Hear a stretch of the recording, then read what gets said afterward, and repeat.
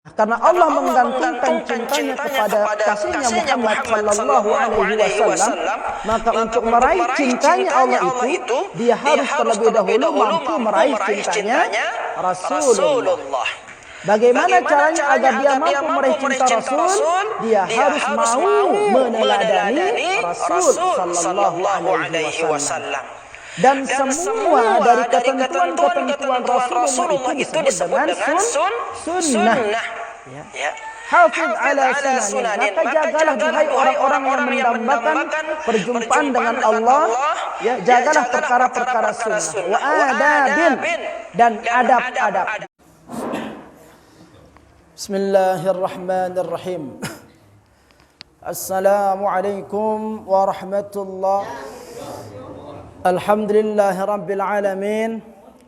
Walhamdulillahi alladhi bini'matihi tatimmu salihat. Ashhadu an la ilaha illallah wahdahu la sharika lahul karimul jawad. Wa ashhadu anna sayyidana Muhammadan abduhu wa rasuluhul mawsuf bi khairil ibad. Allahumma salli wa sallim ala sayyidina Muhammadin wa ala alihi wa ashabihi ومن تابعهم بإحسان إلى يوم المعاد أما بعد. حضرة المحترمين جماعة kaum muslimin muslimat rahimani wa rahimakumullah. Pertama, yang mengajak kepada kita semua untuk senantiasa bersyukur seraya memuji Allah Subhanahu wa taala dengan ucapan kalimat Alhamdulillahi Rabbil Alamin. Segala puji bagi Allah Subhanahu wa ta'ala yang masih menyempurnakan nikmatnya kepada kita semua. Tentu dengan harapan setiap nikmat yang dianugerahkan oleh Allah Subhanahu wa ta'ala mampu menjadi jalan ketaatan kita kepadanya, mampu menjadikan kita meraih keridhaannya sehingga kita meninggalkan kehidupan yang fana ini betul-betul dalam keadaan ridha dan diridainya. Maka hadratal muhtaramin rahimakumullah, manfaatkanlah sisa usia yang Allah Subhanahu wa taala masih berikan kepada kita ke dalam segala sesuatu yang berpotensi mendatangkan ridhanya Allah Subhanahu wa taala. Lakukanlah segala sesuatu yang menyebabkan Allah akan memberikan keridhaannya kepada kita.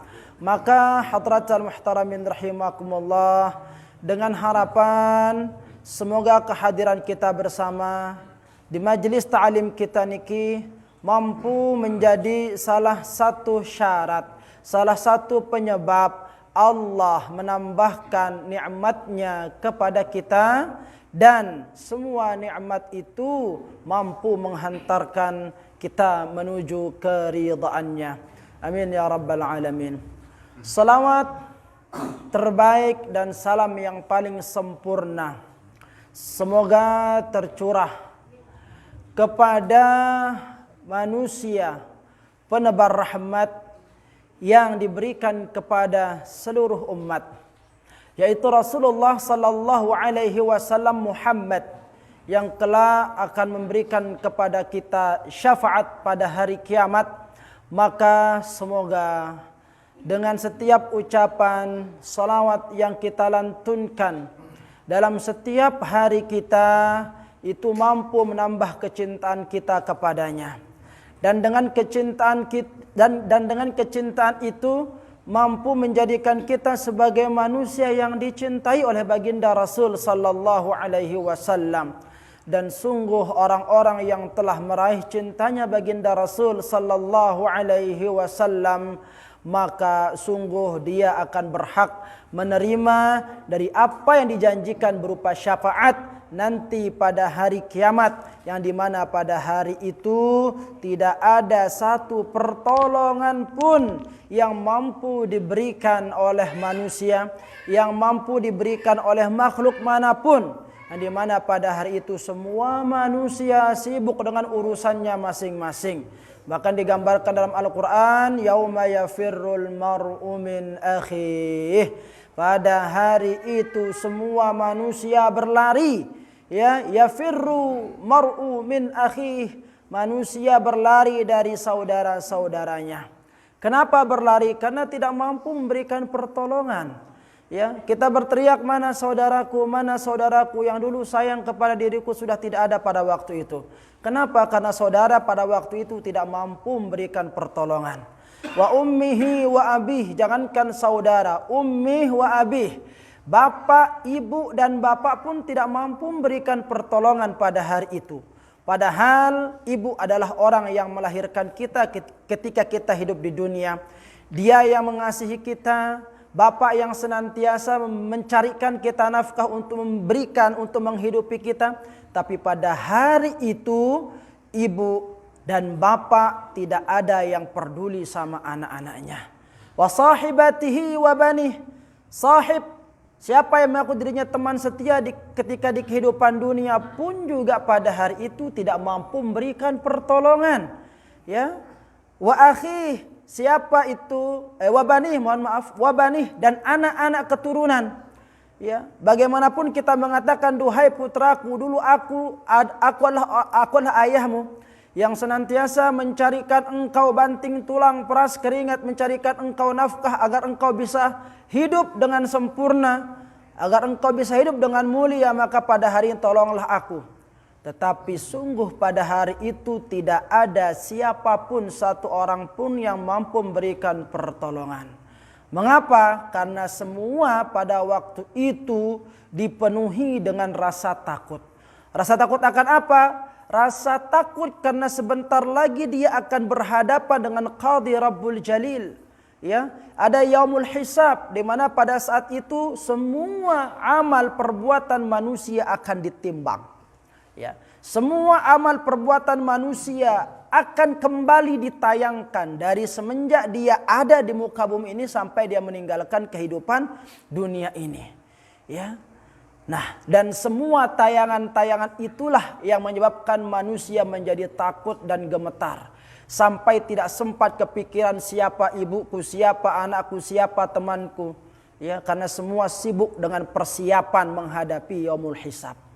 Nah, pada hari itu hadratal muhtaramin rahimakumullah, di tengah-tengah manusia tidak mampu memberikan bantuan dan pertolongan kepada sama manusia, tetapi ada hadir satu manusia yang dimana satu manusia ini diberikan kemuliaan oleh Allah Subhanahu wa taala, diberikan keistimewaan untuk dia mampu memberikan bantuan pertolongan bagi orang-orang yang dikehendaki. Siapakah dia? Yaitu Muhammad sallallahu alaihi wasallam. Satu-satunya manusia yang sibuk mencari umatnya untuk diberikan pertolongan. Satu-satunya manusia pada hari itu di mana semua manusia butuh bantuan, butuh pertolongan, ya, dia hadir berdiri di hadapan semua umat manusia dan mencari umatnya untuk diberikan bantuan dan diberikan pertolongan. Maka tentu hadratal muhtaramin rahimakumullah, orang-orang yang mendapatkan pertolongan berupa syafaat baginda Rasul sallallahu alaihi wasallam adalah manusia-manusia yang senantiasa cinta kepadanya. Ya. Siapa manusia yang cinta kepadanya itu? Ya, orang-orang yang senantiasa ingat kepadanya. Jika disebut namanya, dia senantiasa bersolawat. Dia gemar mengikuti apa yang menjadi contoh perilaku baginda Rasul sallallahu alaihi wasallam. Dia senang meniru apa yang menjadi contoh perkataan baginda Rasul sallallahu alaihi wasallam. Dia gemar mencontoh segala sesuatu yang dilakukan oleh baginda Rasul sallallahu alaihi wasallam. Mengapa? Karena Muhammad dijadikan sebagai idola di dalam kehidupannya. Nah, orang-orang yang seperti inilah yang kelak akan berhak mendapatkan syafaatnya, yang akan mendapatkan pertolongan. Pada hari itu, yauma la zilla illa zilluh, tidak akan ada yang mampu memberikan pertolongan kecuali pertolongannya Allah Subhanahu wa taala.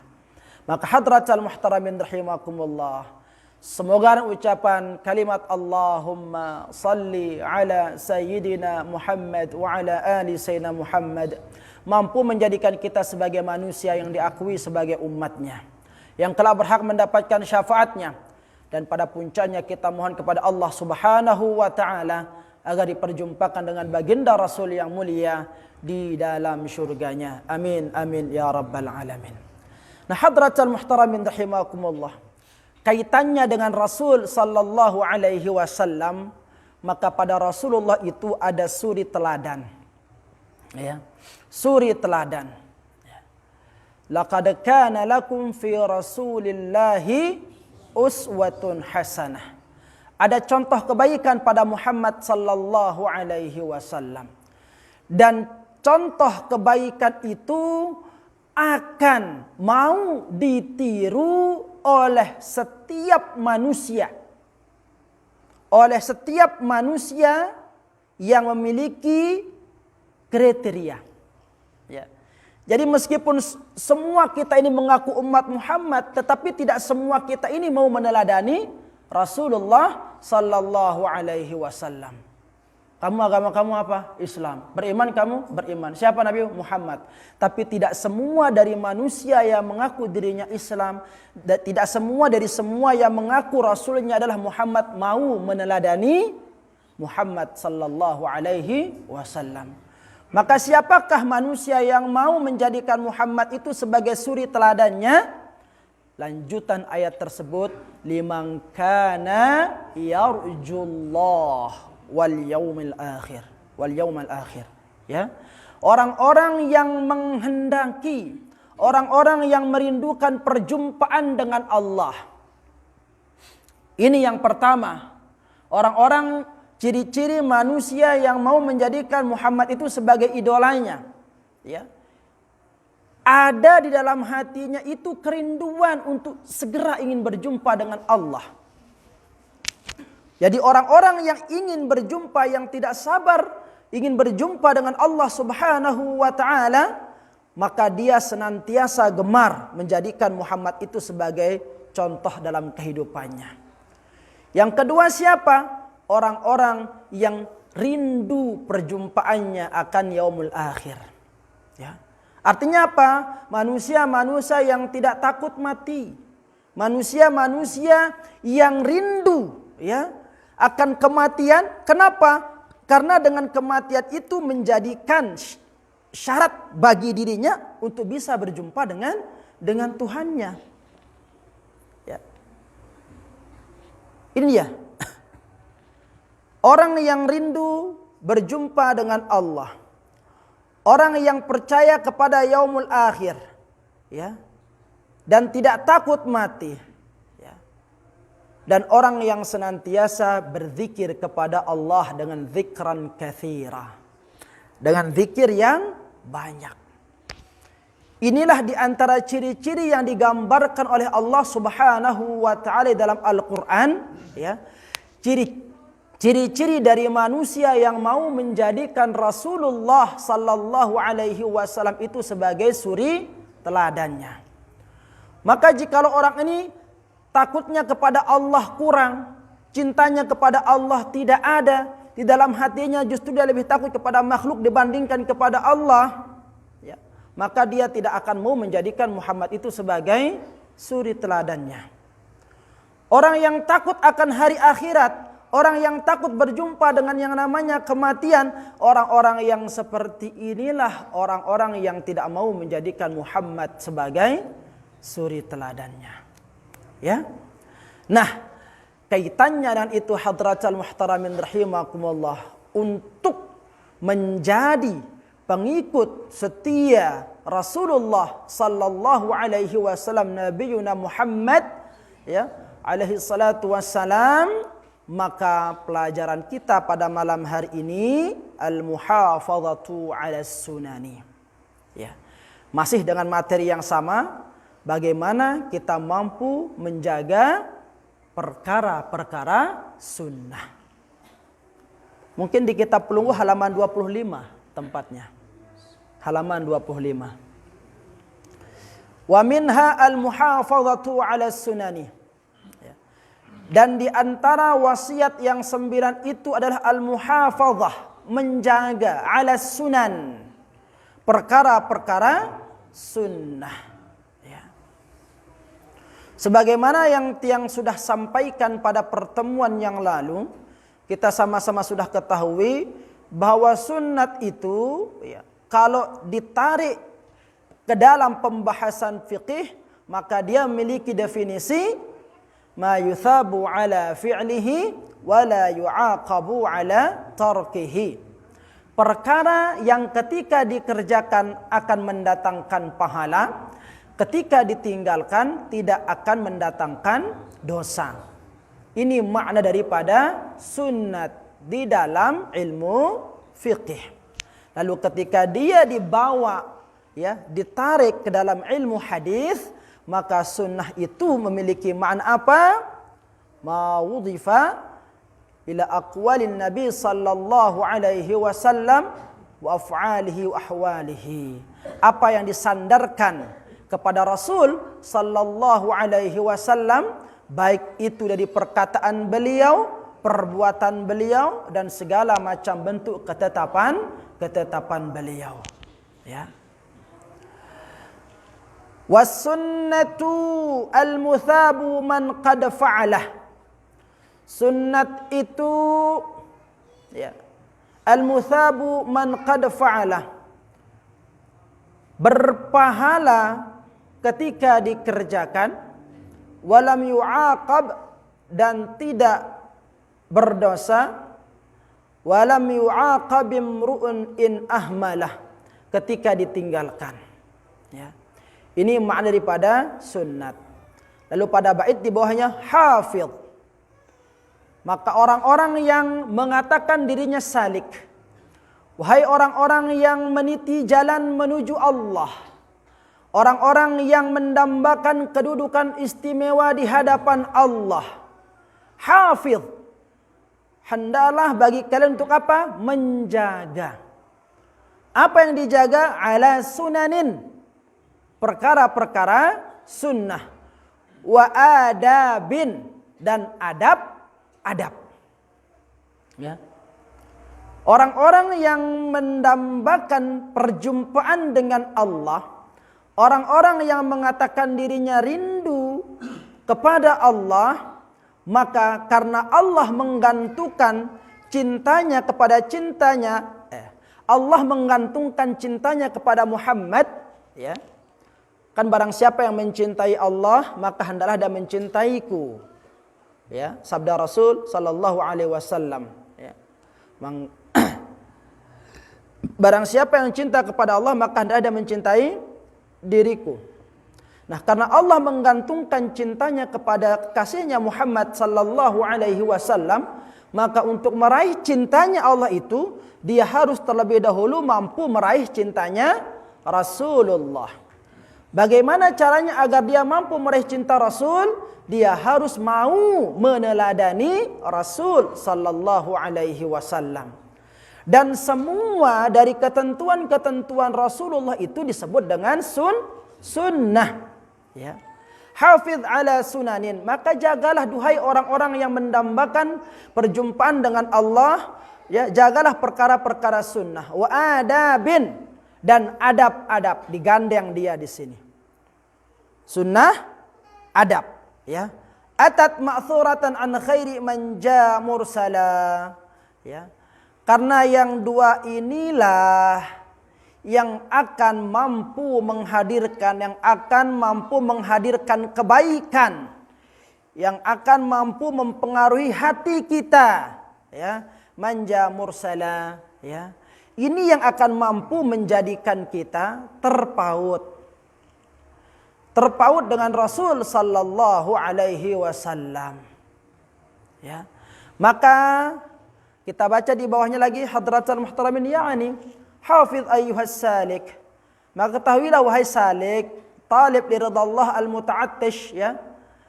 Wahai penuntut, wahai pencari ridha Allah, al-muta'attish li ta'atillah wa taqwahu, duhai orang-orang yang haus terhadap taat kepada Allah dan takwa kepadanya, ala sunanin wa adabin, ya. Untuk senantiasa menjaga sunnat dan adab. Atat ma'thurah an khairil mursalin sallallahu alaihi wasallam wa ala alihi wa ashabi ajma'in. Wa dzalika li'anna likulli wahidatin minha ta'thiran fi tanwiril qalbi wa sirran, ya. Kenapa? Karena dengan menjaga perkara sunnat dan dengan memperhatikan adab, wa dzalika li'anna likulli wahidatin minha, karena sungguh, ya, setiap salah satu dari keduanya itu ta'thiran, maka akan mempengaruhi fitanwil qalbi wasirran, maka akan mampu mempengaruhi hati ini sehingga menjadi terang. Dengan menjaga perkara sunat dan menjaga adab akan mampu menjadikan hati ini menjadi terang, wasirran, dan akan mampu menjadikan diri kita itu, ya, diberikan pemahaman terhadap rahasia-rahasia. Ya. Kan ilmu itu dua, ya kan? Ilmu itu dua modelnya. Ada yang allama bil qalam, allama bil qalam dalam surat Al-Alaq itu, ya. Iqra bismi rabbikal ladzi khalaq, khalaqal insana min 'alaq. Iqra wa rabbukal akram alladzi 'allama bil qalam, ya. Yang diajarkan, yang diberitahukan oleh Allah Subhanahu wa taala bil qalam, melalui perantaraan pulpen. Artinya apa? Ada perantaraan media di sana. Ada di antara ilmu Allah itu yang bisa diraih melalui apa? Melalui belajar. Hadir di majelis-majelis ta'lim, belajar di sekolah, ya. Masuk kita ke pondok pesantren, ngaji kita di musola-musola, di surau-surau. Nah, ada ilmu yang dititipkan melalui perantara-perantara itu. Belajar kepada guru dan sebagainya. Ya. Nah, ada juga ilmu yang diraih melalui apa? Allamal insana malam, yang Allah langsung yang mengajarkan, ya. Allamal insan, yang dimana ilmu itu dipahami, diketahui, ya, oleh manusia malam ya'lam, ya, yang dimana manusia lain tidak mengetahui. Artinya apa? Ada sebuah ilmu yang Allah memang titipkan kepada sebagian manusia, sebagian kecil dari manusia, yang Allah tidak berikan kepada manusia pada umumnya. Inilah sirran, ilmu yang sir, ilmu yang rahasia. Bagaimana cara mendapatkannya? Ya tentu harus memperbaiki dulu posisi kita, makom kita dengan zat yang memiliki ilmu itu. Jikalau kita mampu mendekati Allah dan mampu merayu Allah, maka dengan sendirinya Allah akan menaruhkan ilmu yang tidak semua manusia diberikan. Ini dia. Ya. Nah, ini hadratan muhtaramin rahimakumullah. Maka dengan banyak mengamalkan perkara-perkara sunat dan menjaga adab, nanti buahnya akan ke sana. Paham pelungguh dah? Nah, mana di antara perkara-perkara sunnah itu, ya, mungkin tiada dikata pelungguh dah, kita pelungguh dah. Nah, dikatakan di sini al-muhafadzatu ala sunani karrawatib wa nahwiha, seperti menjaga salat sunnah, rawatib dan sejenisnya, ya. Tahu pelungguh dah salat sunnah rawatib? Tahu kan? Nah, jadi dari salat sunat rawatib itu ada yang muakkad, ada yang ghairu muakkad, ya. Ada yang sangat dianjurkan, ya. Ada yang terikat, ada yang tidak terikat. Yang muakkad itu 12. Banyak disebutkan dalam hadis melalui redaksi yang berbeda, ya. Dikatakan di sini, man shalla, barang siapa yang salat qabla al-fajri rak'atain, ya. Barang siapa yang salat sebelum fajar atau salat qabliyah subuh rak'atain, 2 rakaat, ya. wa qabla zuhri arba'an, sebelum zuhur 4, wa ba'daha arba'an, ya. Dan setelah zuhur itu 4 rakaat, wa arba'an qabla al-asri, dan 4 sebelum asar, dakhalal jannah. Ada yang mengatakan seperti itu hadisnya, ya. Dalam riwayat yang lain, ya, dalam riwayat yang lain dikatakan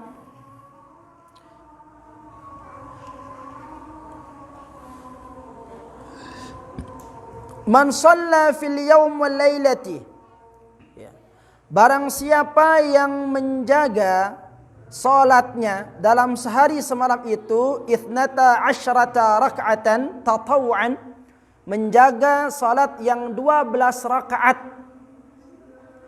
salat sunat 12 rakaat, banallahu lahu baitan fil jannah, maka Allah subhanahu wa ta'ala akan membangunkan baginya surga. Jadi salat rawatib itu, ya, yang muakkad itu ada 12. Yang dimana jikalau ini diamalkan, maka sebelum dia meninggal itu Allah subhanahu wa ta'ala telah bangunkan baginya istana di dalam surga. Mana yang 12 itu? Catat, arba'an qabla zuhri, 4 rakaat sebelum zuhur, wa raka'ataini ba'daha, 2 rakaat setelahnya. Berapa jadinya? 6. Wa raka'atain ba'dal maghrib, 2 rakaat setelah maghrib, tidak ada sebelum asar, ya. Di sini dikatakan wa raka'atain ba'dal maghrib, 2 rakaat setelah maghrib, wa raka'ataini ba'dal isya, 2 rakaat setelah isya, wa raka'atain qabla salatil fajri, dan 2 rakaat sebelum melaksanakan salat subuh. Berapa jadinya? 12, ya. Nah, ini dia salat sunat yang 12, jikalau dikerjakan, jikalau diamalkan, maka Allah subhanahu wa ta'ala akan menyediakan baginya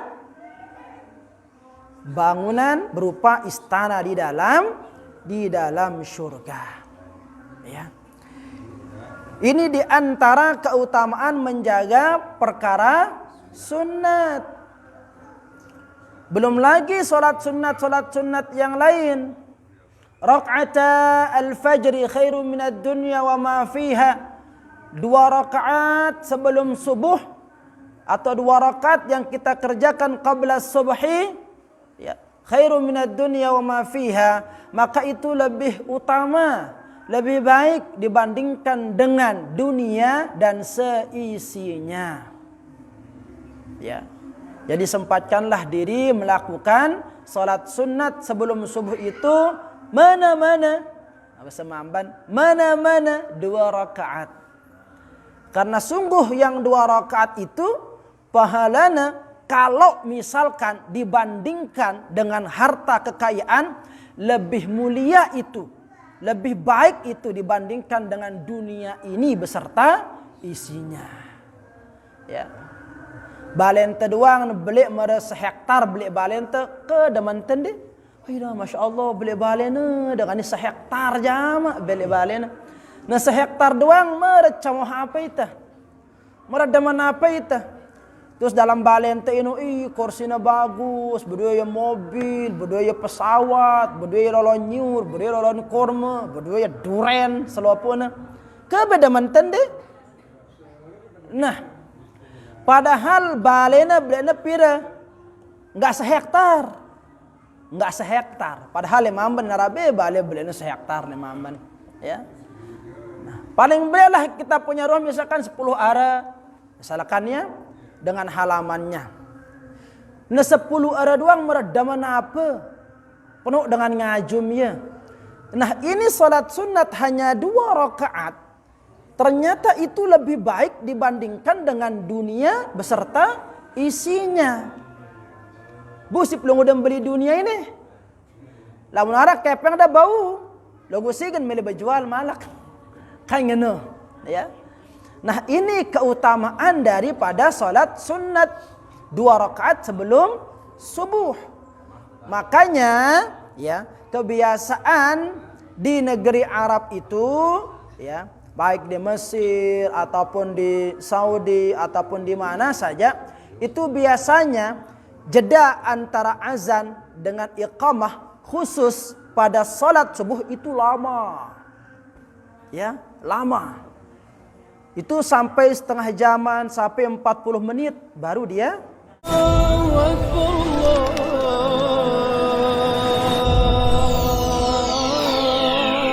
Allahu Akbar. Hadratul muhtaramin rahimakumullah. Itu di antara beberapa kelebihan atau keutamaan dari perkara sunnah yang kita kerjakan. Ya. Maka sebagaimana yang tiang sampaikan tadi, kebiasaan-kebiasaan di Timur Tengah itu, di negeri-negeri Arab itu, menjadikan jarak antara adzan dan iqamah khusus pada waktu subuh itu sangatlah panjang. Kenapa? Karena memberikan kesempatan bagi semua jamaah di sana itu untuk bisa melaksanakan minimal 2 rakaat qabla al-fajri, sebelum salat subuh. Ya. Nah, ini dia. Kalau kita kan mau waktu kapan saja sama. Ya.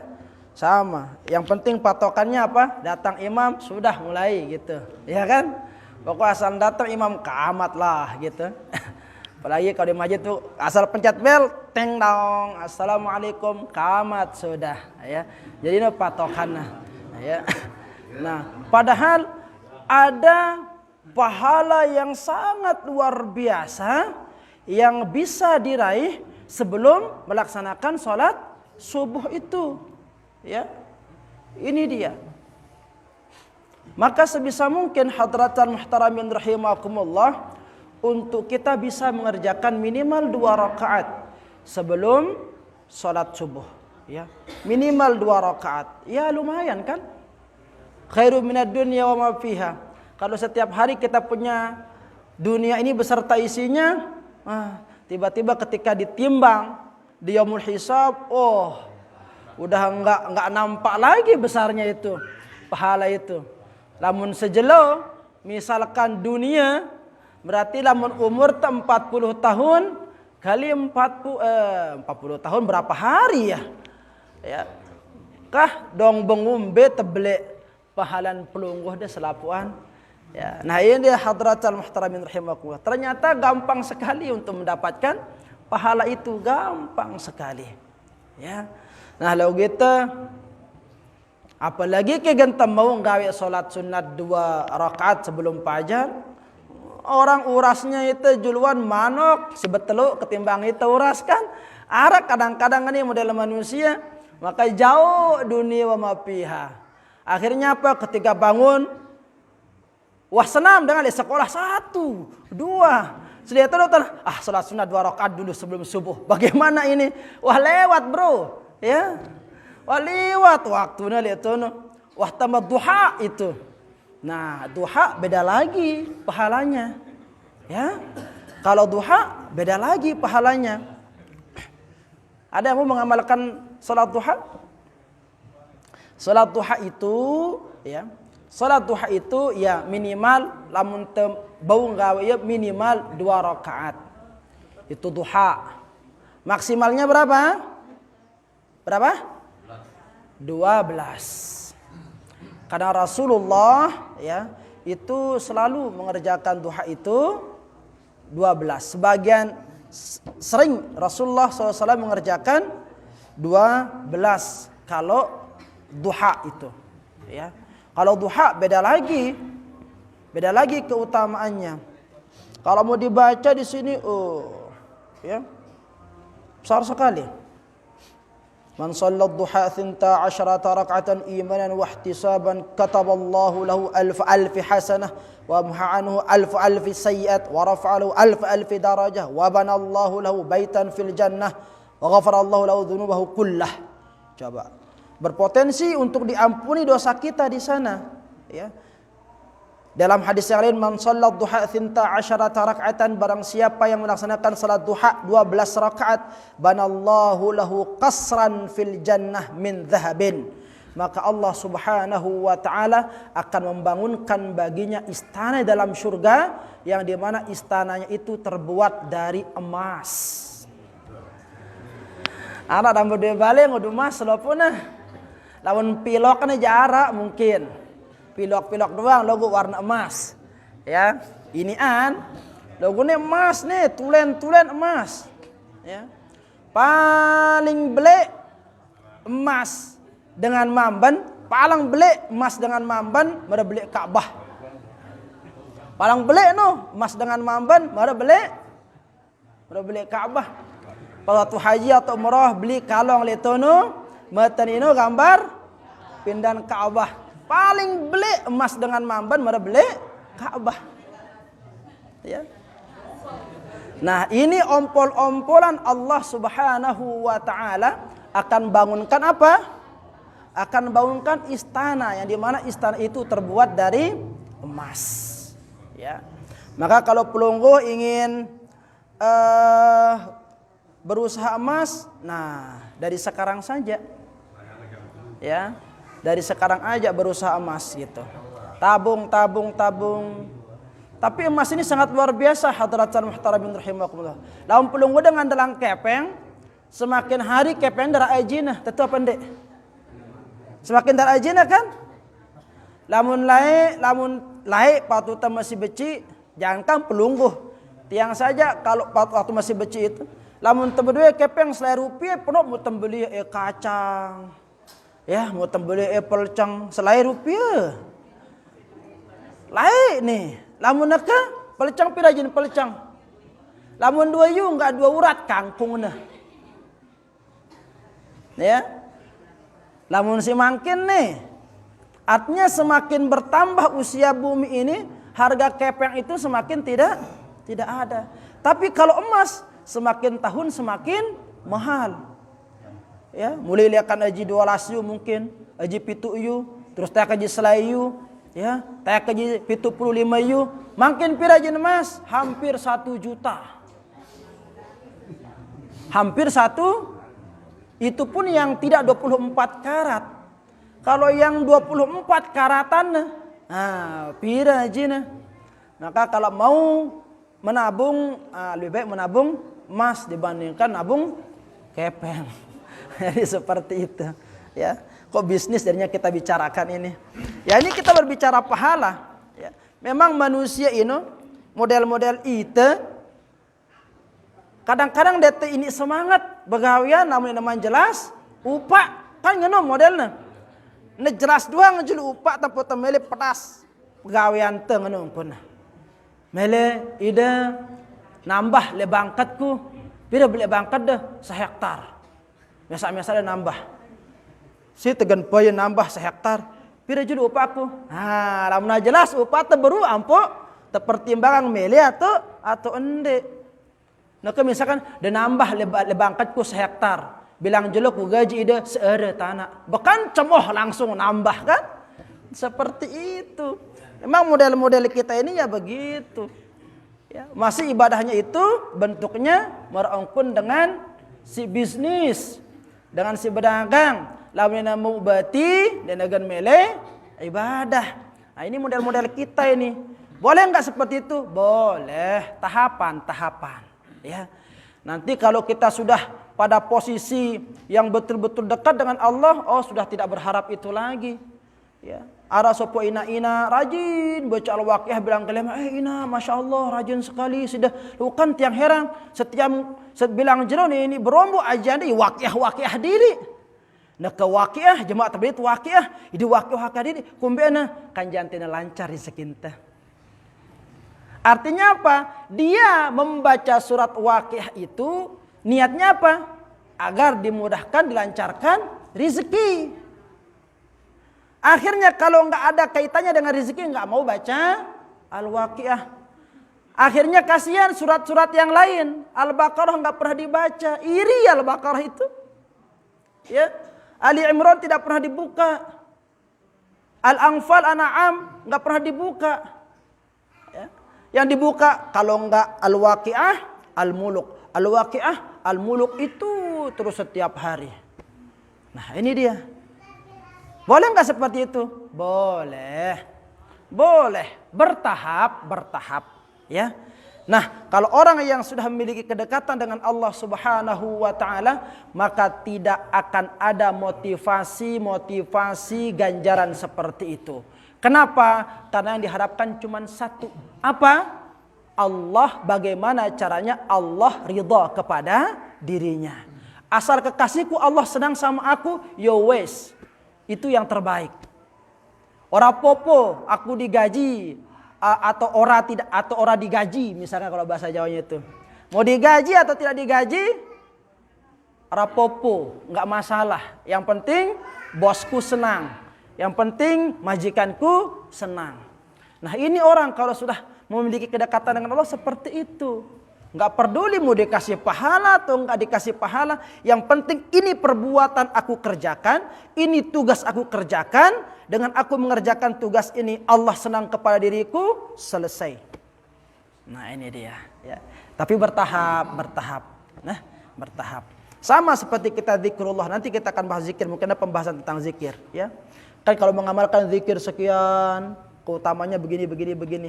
Yang mengamalkan istighfar sekian, keutamanya begini. Ya. Akhirnya motivasi zikir sama istighfarnya bukan untuk minta ampun, tapi untuk mendatangkan kepeng. Kan seperti itu. Ya. Padahal istighfar itu fungsinya apa? Agar diampuni dosa kita. Tapi gara-gara membaca hadis, barang siapa yang membaca istighfar ini kalimatnya, ya, setelah sholat subuh dan sebagainya, maka Allah akan menjadikan segala kesempitan itu lapang dan sebagainya. Istighfar, astagfirullah. Orang istighfar menangis kalau dia istighfar harap-harap cemas. Bida bareh mau ke pedagang ini. Bida mau ke pedagang bareh. Jadi tujuan dari istighfar itu enggak didapat lagi. Istighfar kan untuk agar Allah mengampuni dosa kita. Tapi ada orang istighfar tujuannya agar dapat kepeng. Nah ini dia. Jadi terbalik dia.